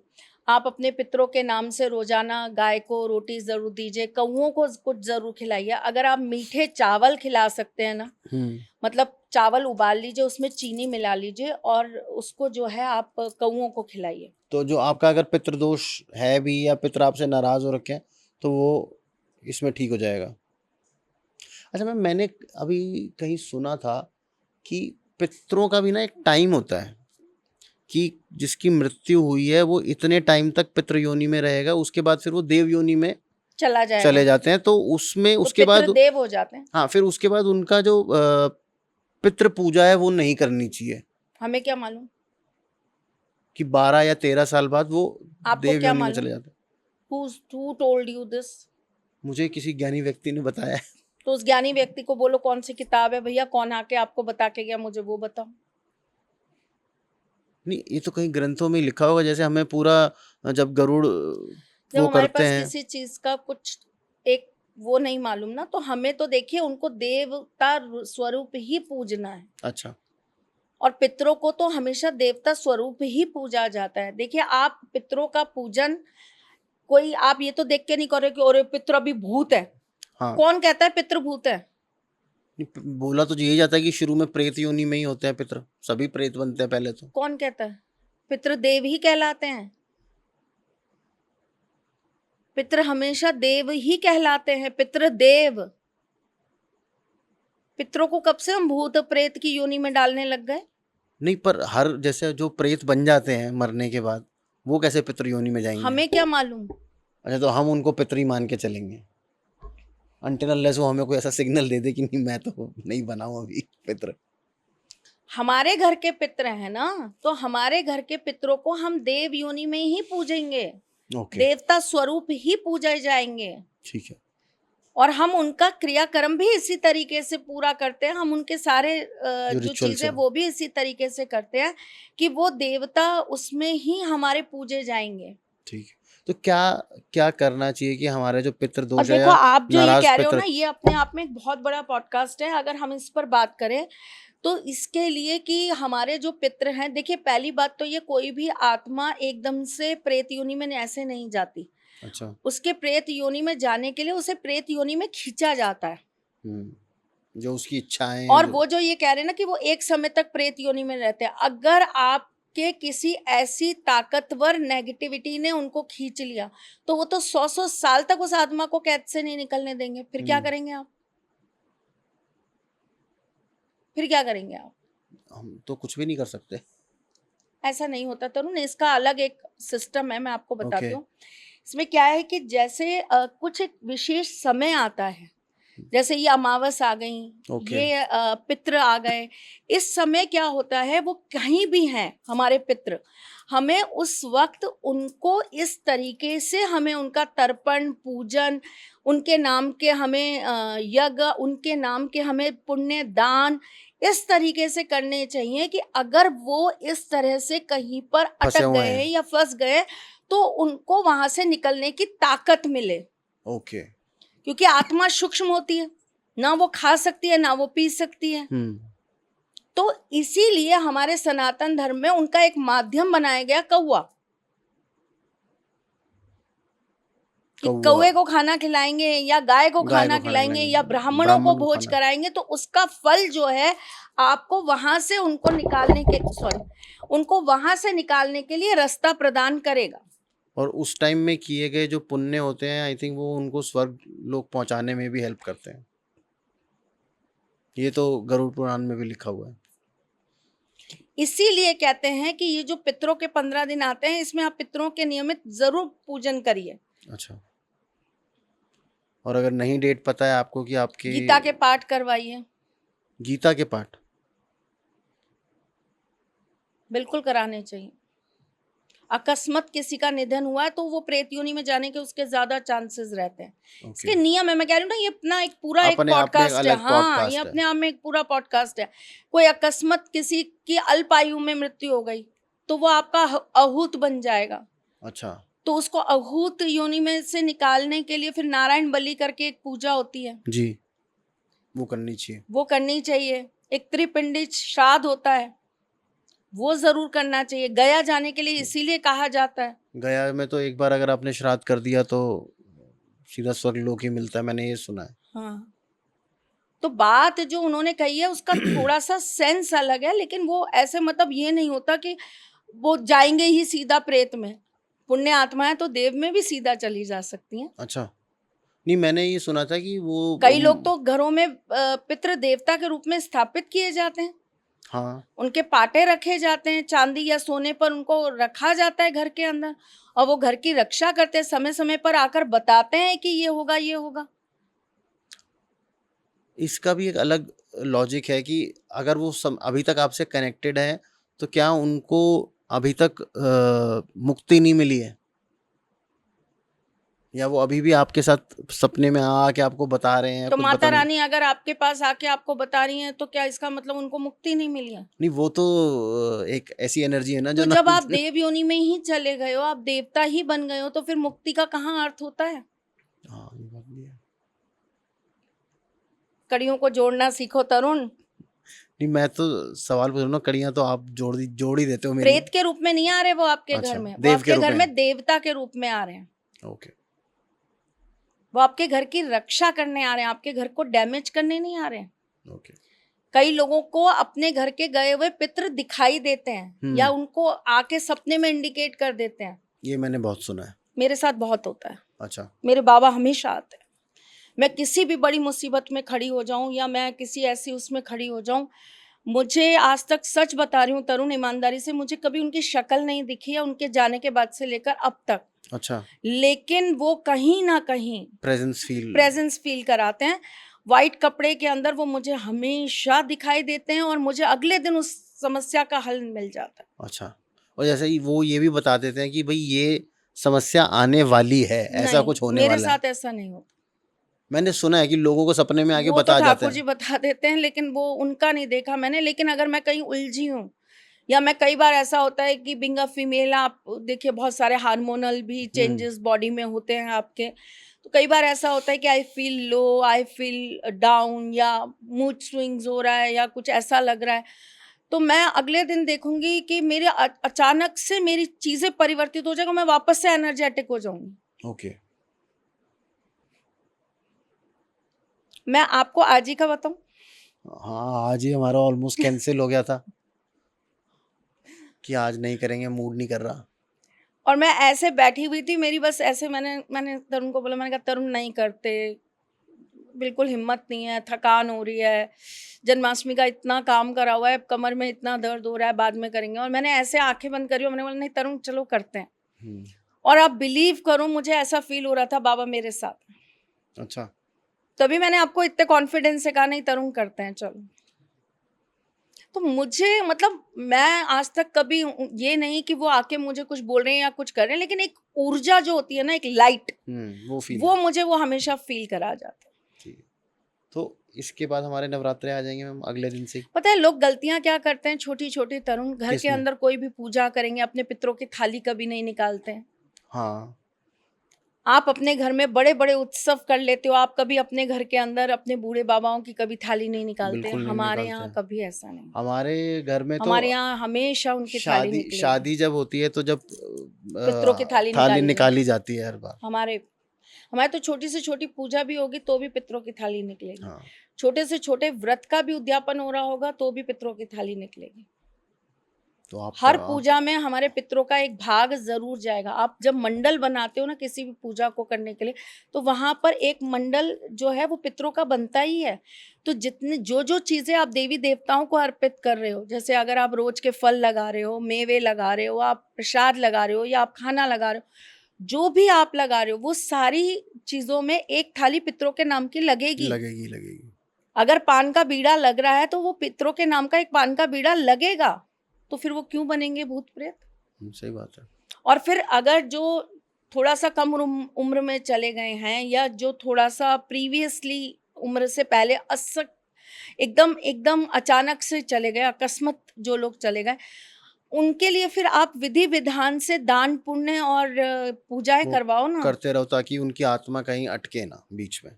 और मैंने ये भी सुना भाई, जिसके पितर नाराज होते हैं ना, वो कितनी ही कोशिश कर ले पर उसको वो सक्सेस नहीं मिलती, काम अटकते ही अटकते हैं जिसके पितर नाराज और होते हैं। देखिए ये तो ना कुंडली ही बता देती है आपकी कि आपकी कुंडली में पितृदोष है या नहीं है। अच्छा, तो अब ये वो तो तो आपकी ऑब्वियसली कुंडली ही बता देती है।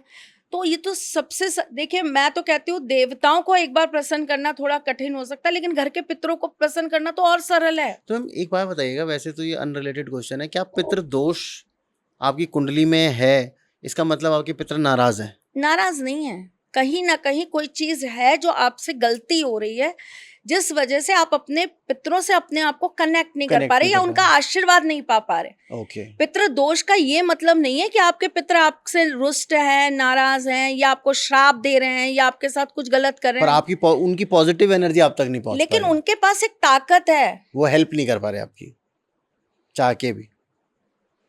आपको पैसों की जरूरत है, आप मुझसे कह रहे हो कि मैम मुझे जो है 5 लाख रुपए की जरूरत है, आप दे दो, और आपके पितर आपके पीछे खड़े हैं, वो कह रहे हैं हम 2 मिनट में तुम्हें दे सकते हैं, तुम उधार ले रहे हो। हम्म। तो केवल वहां कनेक्ट करने की जरूरत है, वो आपकी कुंडली बताती है कि आपको आपके बुजुर्गों से, आपके पितरों से कनेक्ट करने की क्योंकि जरूरत है। कई ना लोग जो एस्ट्रोलॉजर्स हैं वो डरा देते हैं कि भाई पितृ दोष है, अब आप आपके तो नाराज हैं, आपका कोई काम नहीं बनेगा, ये नहीं होगा, वो उल्टा ज्ञान दे देते हैं लोगों को। नहीं देखिए, पितर अगर आपके आपके साथ नहीं है तो वो एनर्जी नहीं मिल पाती। अब जैसे कुछ लोग होते हैं जिनके पास में पैतृक चीजें हैं, हाँ। है ना। जैसे आप अगर अपने पैतृक घर में रह रहे हो तो आपको कहीं ना कहीं वो पैतृक घर ही दुख देगा, अच्छा। आपके कष्ट का कारण बन जाएगा। आपके पितर अगर आपसे नाराज हैं तो पैतृक किसी भी संपत्ति से आपको कभी भी सुख नहीं मिल पाएगा। ओके। आप पैतृक व्यवसाय से कोई भी लाभ नहीं पा पाओगे। अच्छा, मतलब किसी भी आप तरीके पुराने एंसेस्ट्रल अगर चीजों से हमें बिलीव वो हाँ, नहीं होने आप वाला। पुराने अगर लोगों को देखोगे ना, आप अभी भी कभी भी आप चांदनी चौक की पुरानी दुकानों में जाना, आप हमारे जयपुर की जौहरी बाजार में पुरानी दुकानों में जाना, आप चौड़ा रास्ता की पुरानी दुकानों में जाना, आप जोधपुर की पुरानी दुकानों में जाना, आप और भी शहरों की पुरानी, गुजरात की कुछ जगहों पे आप पुरानी दुकान, मतलब बहुत पुरानी जो होती हैं उनकी दुकानों में जाओगे, आपको वहां पर ना उनके दादाओं की फोटो मिलेंगी। बिल्कुल मिलती है। ये हमारे दादा थे, ये हमारे परदादा थे, ये हमारे परदादा थे। तो ऐसे करके ना आपको उनकी वहां पे तस्वीरें मिलेंगी, उनके ऊपर हार मिलेंगे। भाई व्यवसाय स्थल में या किसी शोरूम में या किसी जगह पे अपने पितरों की फोटो का क्या काम?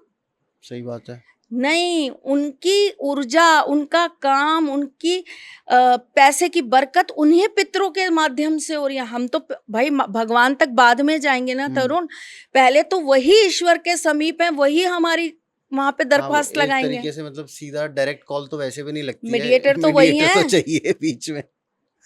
तो और कोई एक ऐसी और क्या करना चाहिए कि जो हमारा पितृ दोष है, या हम अगर कुछ हमसे गलती भी हो गई है उसके लिए हमें माफी मांगनी है, तो क्या कर सकते हैं? तो पितरों को प्रसन्न करने के लिए आप पितरों के विशेष यंत्र बनते हैं जो आप अपने घर में स्थापित कर सकते हैं। आप कवच पितरों के बनते हैं, वो अपने घर में आप स्थापित कर सकते हैं।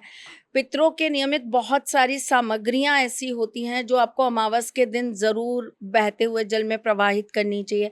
आपको पीपल की सेवा जरूर करनी चाहिए अपने पितरों को प्रसन्न करने के लिए। आपको नए पीपल का रोपण जरूर करना चाहिए अपने पितरों को प्रसन्न करने के लिए। अच्छा, तो इसके बाद अगर हम ये सब करेंगे खासकर पितृपक्ष के दौरान, तो हमें बेनिफिट मिलेगा, बिल्कुल मतलब जो मिलेगा। जो रुकावट, जो कृपा अटकी हुई है वो खुल जाएगी। अब जैसे मैंने कहीं किसी से सुना था कि पितरों के आगे दिया मत जलाओ, वो जागृत हो जाएंगे तो फिर वो आपसे मांगेंगे। अरे हाँ, मांगेंगे तो मांग लेंगे, अपने मैंने ही तो तो हैं। ये भी सुना है कि भाई घर में जिनकी डेथ हो चुकी है उनकी फोटोग्राफ्स वगैरह नहीं रखनी चाहिए, क्योंकि फिर वो इस वर्ल्ड से कनेक्टेड रहते हैं, ऐसा मैंने सुना है। मैं वैसे तुम्हें एक बात बताऊं तरुण, जो लोग इन नियमों को मानते थे ना, मुझे लगता है उनकी जिंदगी ज्यादा सरल और बहुत अच्छी थी।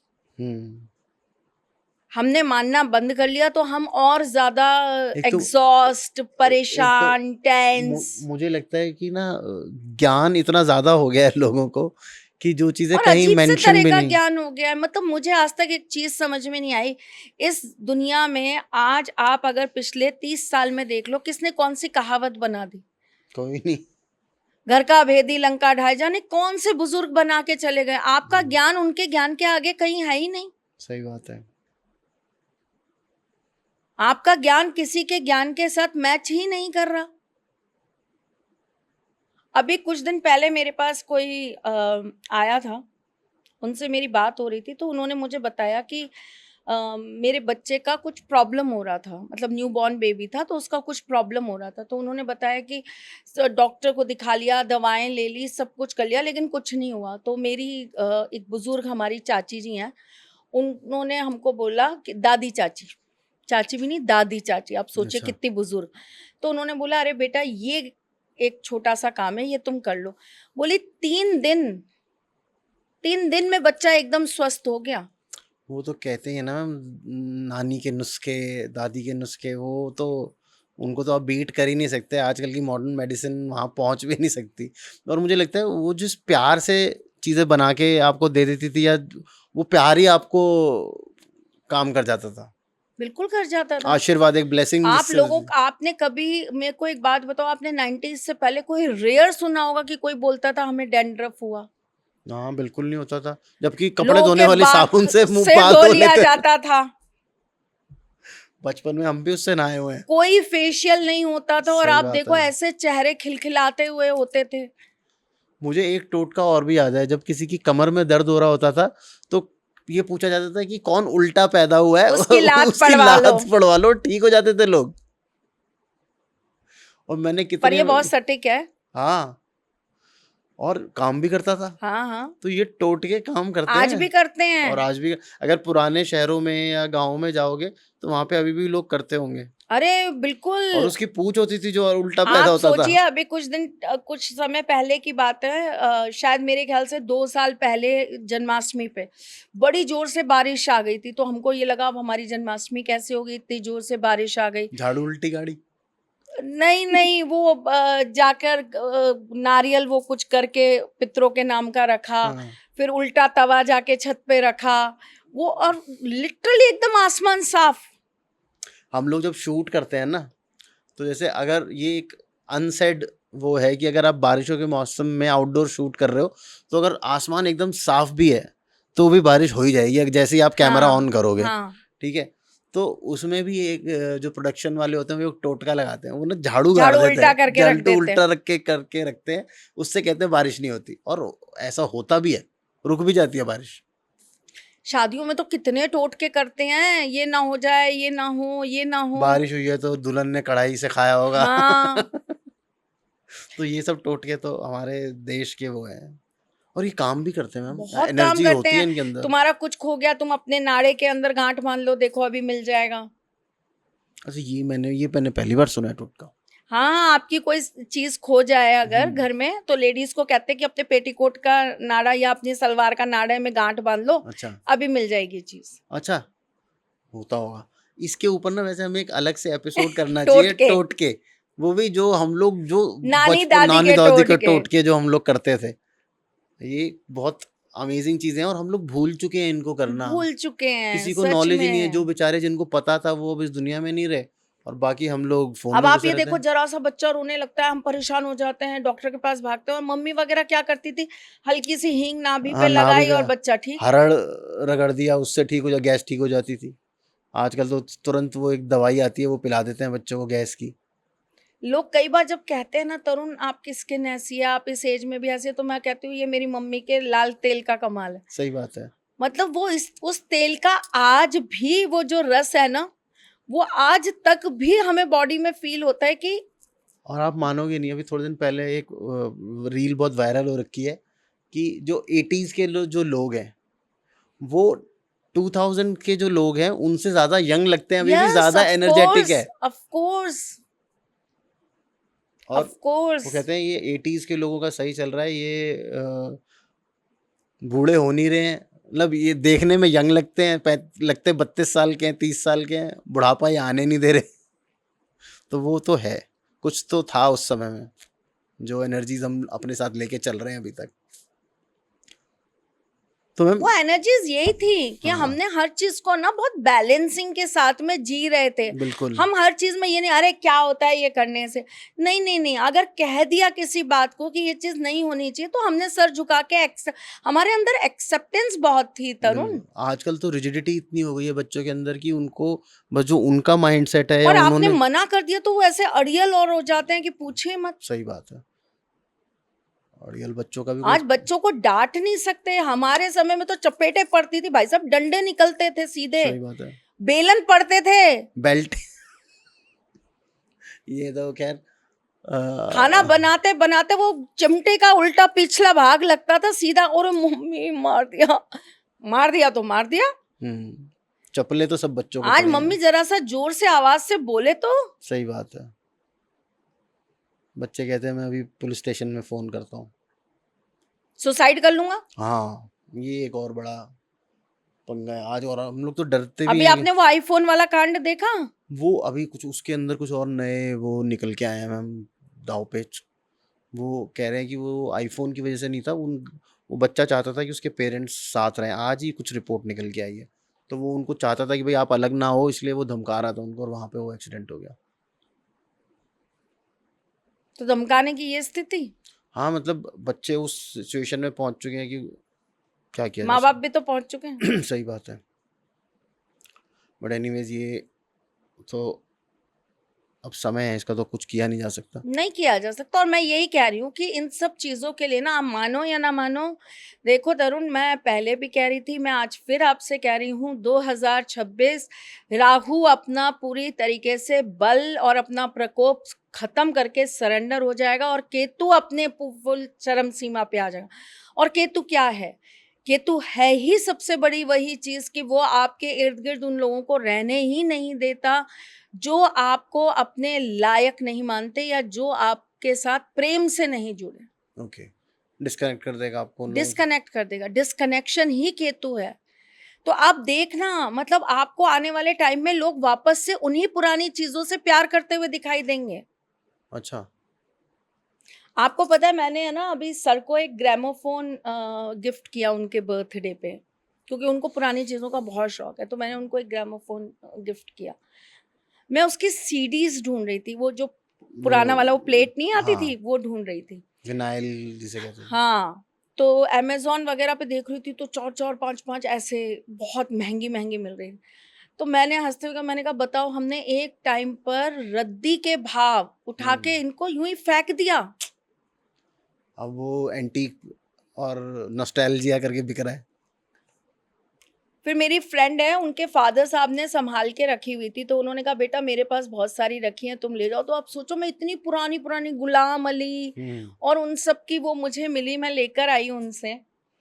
तो चीजें कैसे बदल रही हैं, मतलब आज वो चीज जिसकी हम वैल्यू नहीं करते थे, आज वो हजारों में आप खरीद रहे हो, तभी तो बिक रही हैं। सही बात है, तो जा तो कहीं ना कहीं आप वहीं रहे वापस हो ही ना। रहे हो, फैशन के लिए भी तो यही कहा जाता है ना, फैशन घूम के पलट वापस से गया, पुराना हो और जा, फिर से वापस से नया। बेल बॉटम आने लग गई है। चलिए, ये हो सकता है, अगर ये चक्र वापस जाता है तो दुनिया के लिए अच्छा ही होगा मेरे हिसाब से तो। बहुत अच्छा होगा। और मैं तो कह रही हूँ कि घर में किसी और का मुझे पता नहीं, लेकिन जो समझदार इंसान है वो अपने घर के अंदर आज भी चीज़ें कायम रखता है, और ऊपर वाला और आपके पितृ, आपके घर के देवता, आपके घर के जो आराध्य हैं, आपकी कुल देवी देवता, आपको उन सब से रिलेटेड बहुत अच्छा रिजल्ट देते हैं। ओके, तो पितृपक्ष आने वाला है बहुत जल्दी। इसको, ये जो अपॉर्चुनिटी है, इसको अपॉर्चुनिटी ही समझो। जो अपॉर्चुनिटी है इसको प्लीज़ मिस मत करना। और मैम, एक चीज़ और मैं रिक्वेस्ट करूँगा, अभी हमको 1 घंटे से ऊपर हो गया है ये वीडियो, जी।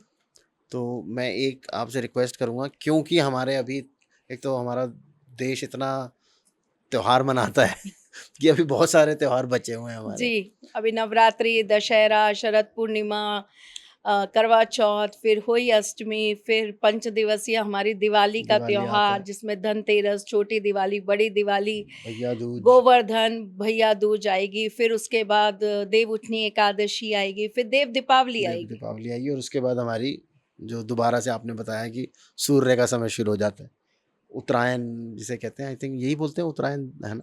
तो उत्तरायण हो जाता है। तो अभी हमारे पास इतने सारे फेस्टिवल बचे हैं, और इस 1 डेढ़ घंटे के एपिसोड में उन सबको कवर कर पाना थोड़ा सा मुश्किल है। तो अभी जो जल्दी आने वाले हैं वो हमने आज के एपिसोड में कवर कर लिए। इसका पार्ट 2 भी आएगा, जिसमें हम लोग ये जो बाकी के जो हमारे फेस्टिवल्स या त्यौहार बचे हैं उनके बारे में बात करेंगे, और उन पे आपको क्या करना चाहिए अपनी ज़िंदगी में। जो खुशियाँ हैं, जो त्यौहार एक्चुअली में आपकी ज़िंदगी में आए, क्या करना चाहिए वो हमको मैम बताएंगी पार्ट 2 के अंदर। प्लीज़ कमेंट्स कीजिएगा पार्ट 2 के लिए कि कितना जल्दी चाहिए और किस-किस को चाहिए, ताकि मैं और तरुण वापस से जोश-जोश में ये जल्दी से कर लें, वरना हम सोचते हैं जब आपको मज़ा ही नहीं आ रहा तो हाँ। रहने दो।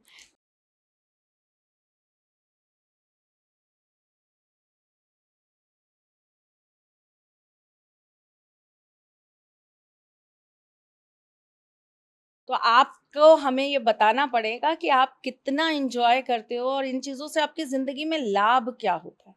एक तो ये होता है हम सुन रहे हैं, हमें सुन के बहुत अच्छा लगता है। एक ये होता है कि हम उसको अप्लाई कर रहे हैं और उससे हमारी लाइफ में चेंज आ रहा है। हमने बहुत प्यार दिया है तरुण शर्मा शो को, ऐसा ही प्यार हमेशा दीजिएगा और कमेंट करके ज़रूर बताइएगा पार्ट 2 कितनी जल्दी चाहिए और उसमें क्या-क्या चाहिए? क्योंकि हम कोशिश करेंगे कि आपको गणपति में ही दूसरा पार्ट दे दें, क्योंकि इसमें एक चीज़ मिस हो गई है जो हम लोगों ने आपको अभी तक नहीं बताई है, तो हम कोशिश करेंगे हम वो भी आपसे शेयर करें। हम 16 दिन की महालक्ष्मी की विशेष पूजा, उसमें क्या करना है वो भी आपको बताएँगे। तो देखते रहो तरुण शर्मा शो ऐसे ही ज्ञान के लिए। और त्रिशला जी तो हमारे साथ हमेशा ही जुड़ी रहती हैं। Stay safe, stay healthy. जय श्री राम। जय श्री कृष्ण।